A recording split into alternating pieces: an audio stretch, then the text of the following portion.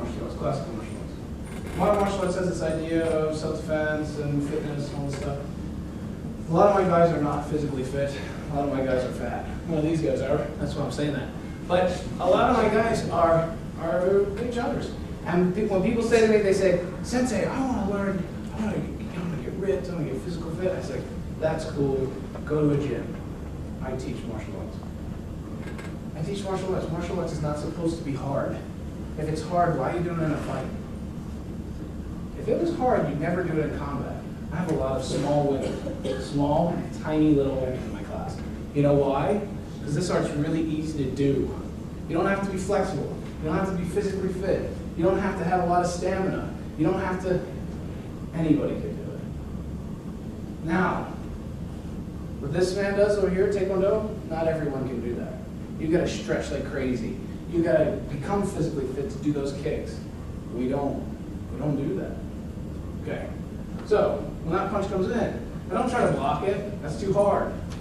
You know why? Because this is how karate works. Karate works like this. If that punch comes in like this, I try to block it here. If it comes around here, try to block it here. If it comes around here, try to block it here, maybe here. If the kick comes in here, I go like this. Yeah. If this one comes in, I go like this. That's too hard to do. It's too hard. In karate, they practice all their blocks, but then when it comes to sparring, does anyone block? No, they don't.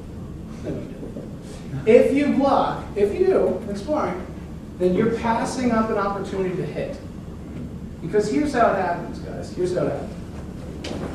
That's how it happens. And he's coming at you. So if you spend any kind of time blocking, first of all, it's really hard to block. It's hard to block because he gets to start first, and it's very hard.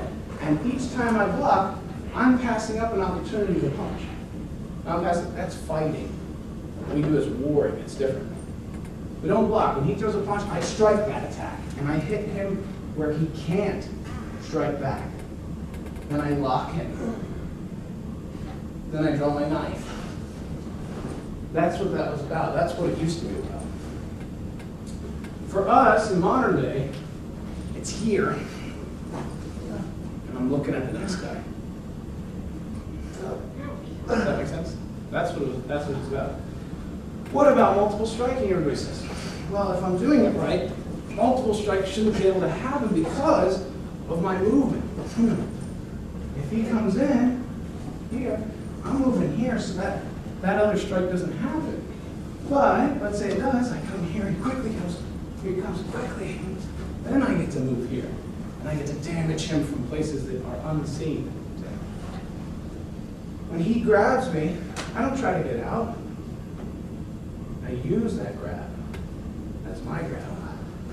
I lock him from my grab.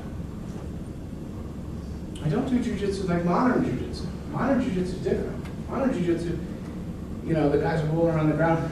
We do ground fighting, but it's ground warring. Your purpose is to get off the ground immediately.